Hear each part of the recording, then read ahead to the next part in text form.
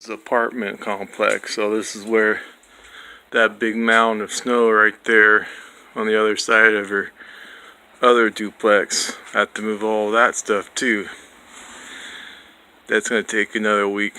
So I'm just doing on that side because it's supposed to flood on that side because it's a slope down towards this direction.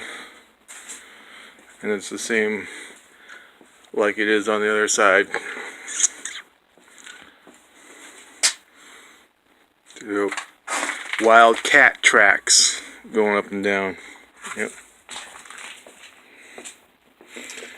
Don't have no place to put the snow at. I've been putting in her yard here. I had to dig this morning. I had to dig a big open area in the yard here so I can dump all that big pile over here. I filled that in there already, so lots of snow.